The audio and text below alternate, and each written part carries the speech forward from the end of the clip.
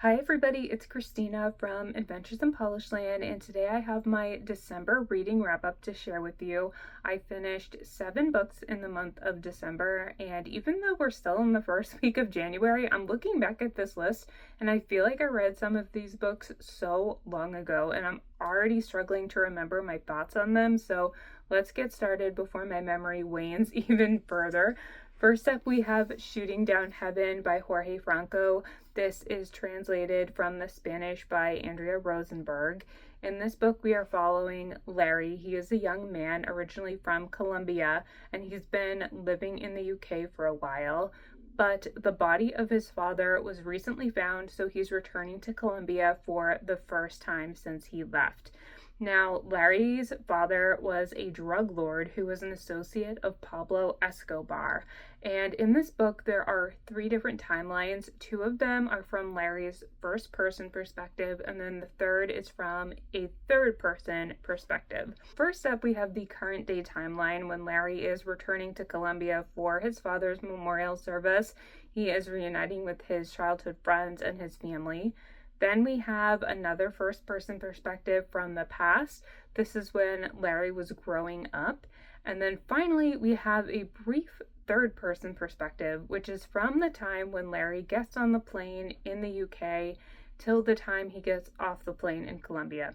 Now, none of the chapters are titled in any sort of way in this book, so it took me quite a while to get my bearings and understand what all of the perspectives were and what exactly was going on in this story. Because of that, I didn't really enjoy the writing style.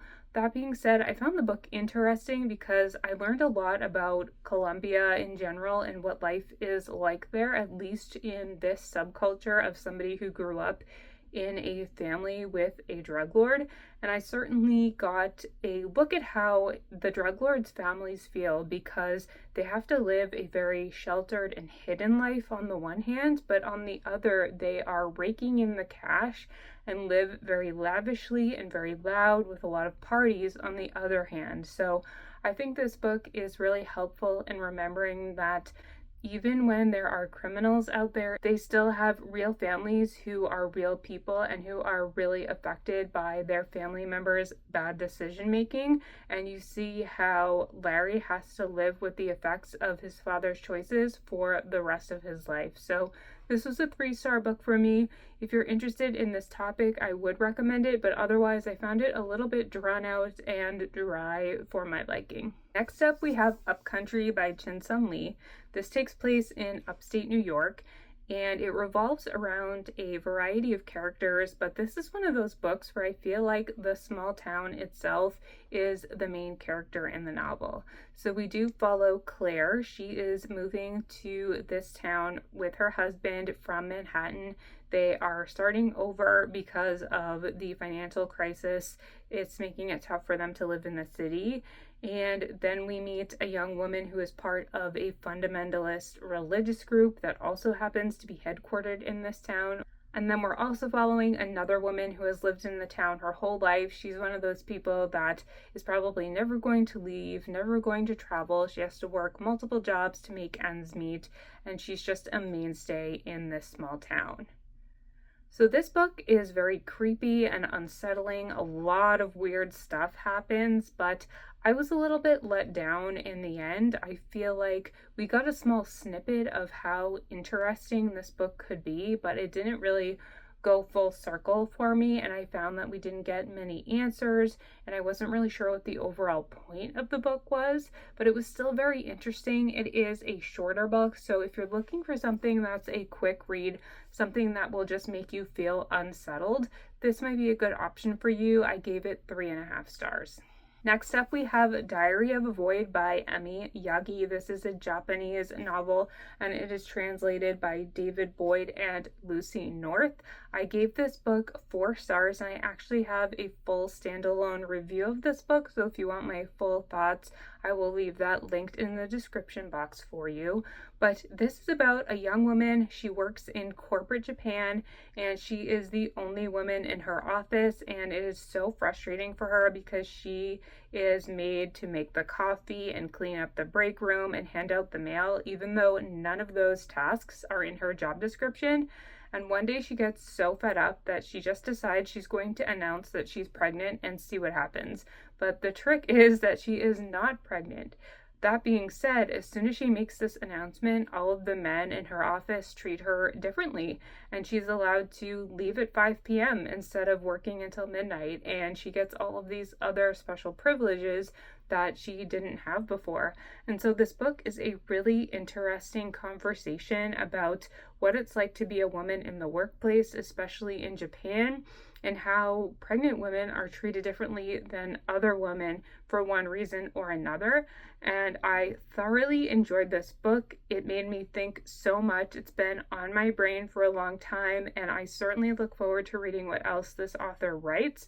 This book is also written like a diary because it's set up in journal entries as if she is chronicling her real-life pregnancy.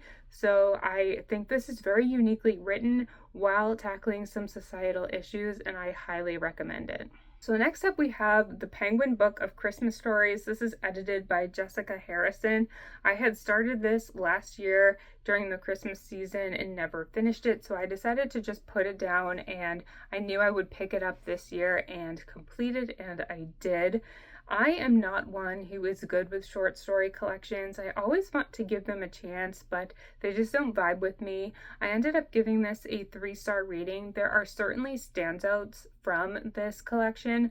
In particular, I loved The Christmas Memory by Truman Capote. That one brought me to tears. I also really loved the first story in this collection, which is The Fir Tree by Hans Christian Andersen. But overall, a lot of the stories were really forgettable for me. I didn't enjoy a lot of them, but I will keep this around because I definitely want to reread Truman Capote's story. It was just so beautiful and heartbreaking, but also really meaningful at the same time. I gave this collection as a whole a 3-star rating. If you enjoy short stories, you probably would really like this, but for me, as someone who just doesn't get along with short story collections, if you're like that, I would pass. Next up, we have Intermezzo by Sally Rooney. This is my first book by this author. This one follows 2 brothers. Their father passes away from cancer, and this is dealing with the immediate aftermath of that. We have the older brother who is an attorney, and he's kind of seen as the normal one, and he has relationships with girls, and he has a great job, and he's very social. And then you have his younger brother, Ivan, who is seen as socially awkward, and he loves playing chess and is a chess master, and he is seen as the weird one that doesn't know how to interact with humans. So we are alternating back and forth. You're following Peter, the older brother, at times, and then Ivan, the younger brother, at times. And you are seeing their relationships not only with each other, but with the different people in their lives, specifically with their lady friends. This book really focuses on grief, obviously. They are both dealing with the death of their father, and that has affected them in very different ways. They are also dealing with their familial relationships. The 2 do not have a good brotherly relationship at all.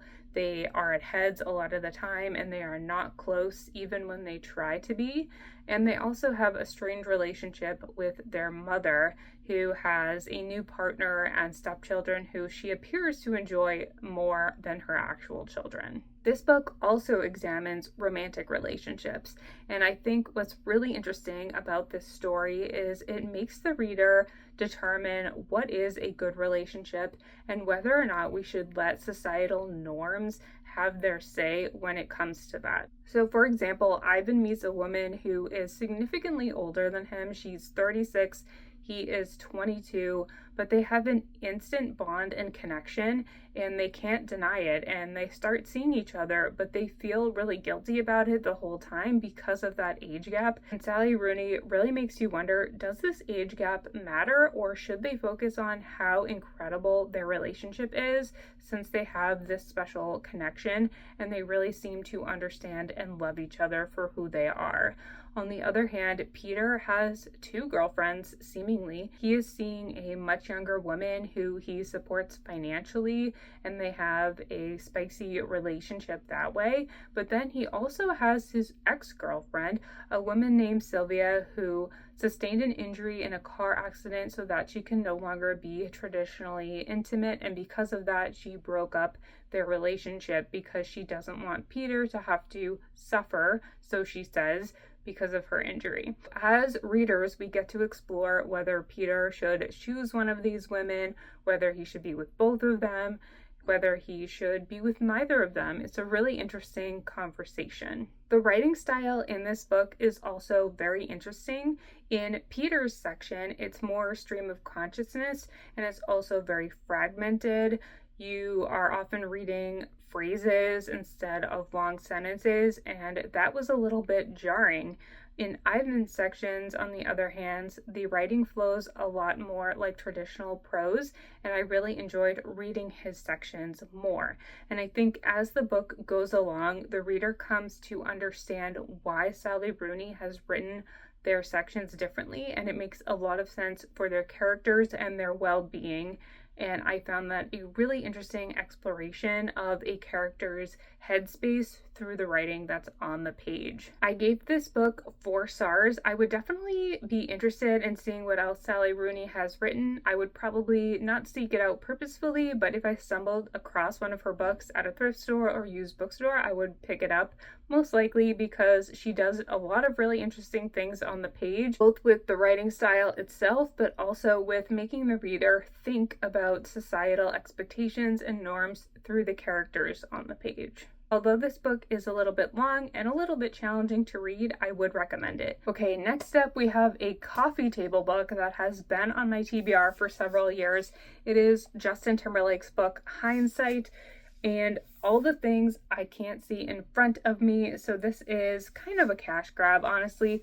It's a coffee table book where he does tell stories from his life, but it is mainly high quality glossy photos. Some pages have no text on them at all, and they're just pictures. And then some pages do have some stories from his life.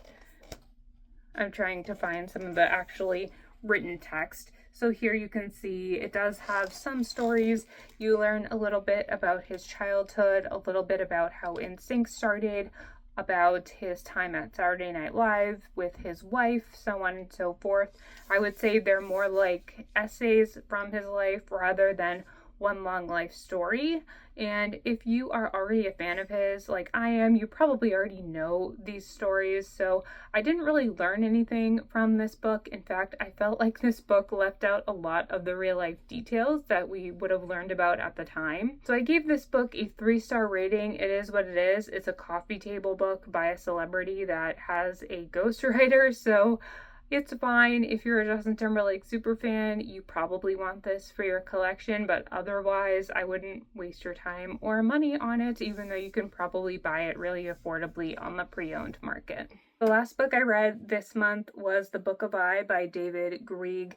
This is set in the year 825 in Scotland, and there is a religious island called Iona where it is mostly a monastery, but other people live there to tend to the land as well. And one day, right at the beginning of the book, it is raided by Vikings and nearly everyone is killed, but there are 3 people who end up surviving, and the story follows them in the aftermath of the attack. Now, I had heard about this book and I thought it was going to be about how a religious cult gets broken up and then they learn about the dangers of the cult. I don't know why I thought this, but in the end, this is actually a book promoting Christianity, which, if you know me, is not my cup of tea. I am an ex-Catholic and an ex Christian, so I don't need to be reading books that are all about promoting the Christian faith. And I know it is doing that because in the end, in the acknowledgments, the author talks about how he wanted to write a book in that style. So this was interesting. I've never read a book, I don't think, set in the year 825, and it was really interesting to have Vikings in the book. I did learn a lot. I did read this very quickly because it is very short, but that being said, it was not for me. I gave this 3 stars. I think the author is doing something interesting, but it's just not what I enjoy. So if you're looking for a religious book that is historical fiction in a very old part of history, you might want to check this out, but otherwise I wouldn't really recommend it. So those are the 7 books that I finished in the month of December. A little bit of a mixed bag. A lot of 3 and 4 star ratings there, so it was a good month, but not a great month. That being said, I am really excited to continue my reading in 2026, and I hope you will stick around and subscribe to my channel so that we can discuss even more books. I will see you in my next video. Bye.